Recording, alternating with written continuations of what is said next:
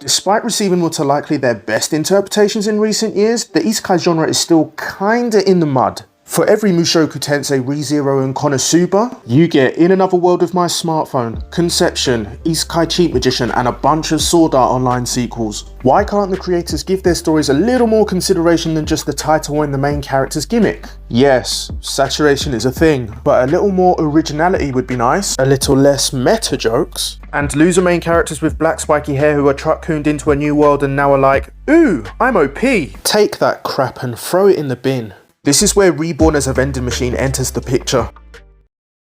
With the talent around this season including Bleach, Jujutsu Kaisen and its Chad Isekai sibling Mushoku Tensei, most people won't remember this show.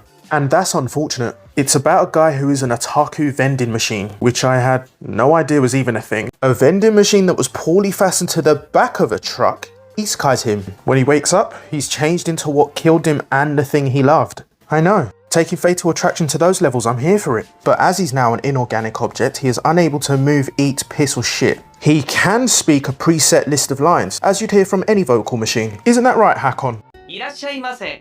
That's how he says yes. By the way, his name's Hakon or Boxu, depending on your take on translation and Japanese naming. He also has skill points for abilities like casting a force field around himself and anyone near him, turn invisible, or transform into a different type of vending machine with a seemingly endless supply of goods that could be sold to gain more skill points. This is all without mentioning that he can sell anything he bought in his previous life. Wait a minute, this sounds like a fair trade. That's right, my friend, because it is. Don't get it twisted though. This show is stupid, but in the weirdly fun, refreshing way. He can't move. How is this show gonna work? Well, of course, a lone lost adventurer who's a sweet European chick will run into him, pick him up and take him wherever she goes. Whoa, wait, but how? Doesn't he weigh a ton? Well, she's got this world's so-called blessing of might. The title alone should be a clue to you that this is just dumb fun. Personally, I'm on board with it. If you didn't figure it out and were caught off guard in the process, then I don't know what to tell you. You stupid! The strong girl is called Lamis. She is infamous in her town for being a klutz, and her Herculean strength counts for nothing in battle, with her chances of landing a hit on the enemy being worthy of a participation medal. But with Hakon on her back, she's now one of the town's most efficient hunters. Why? The weight boosts her balance and eye-limb coordination. You know what? Fine. There is something weirdly entertaining about watching a person's first experience with something that we are familiar with and naturally take for granted. Like when Goku sees a girl for the first time.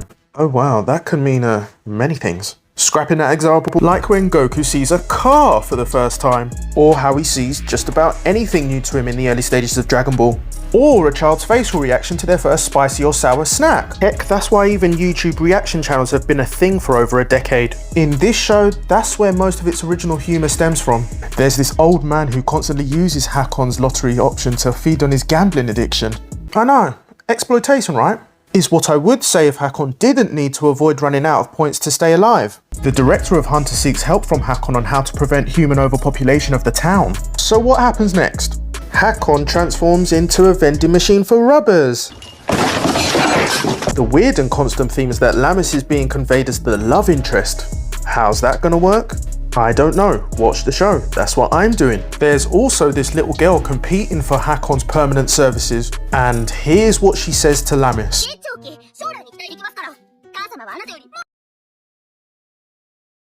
Where your mom at? Where your mom at? The art style is meh. The light and flowery composition of colours matches the overall mood of the show. Light-hearted fun for the casual audience. The same is true with the show's music and sound. Don't expect it to make you feel something because chances are it won't. Despite that, the music and sound effects don't sound out of character with the setting or scenario. Therefore, while it probably won't draw you more into the story, there also won't be anything to ruin it for you. In conclusion, Reborn as a Vending Machine isn't a masterpiece that stirs your emotions and questions your life like most isekai, but it does do what a lot of the shitty isekai doesn't, which apparently is a big thing to ask for. While I'm still half expecting the show to fall on its head somehow, the fact that I'm still invested in it after 3 episodes should count for something. If you're still sitting on the fence about it, give it the 3 episode rule. And if that isn't alright with you, you know there's all this good shit this season, what else do you want me to say? Subscribe and support black businesses, roll safe.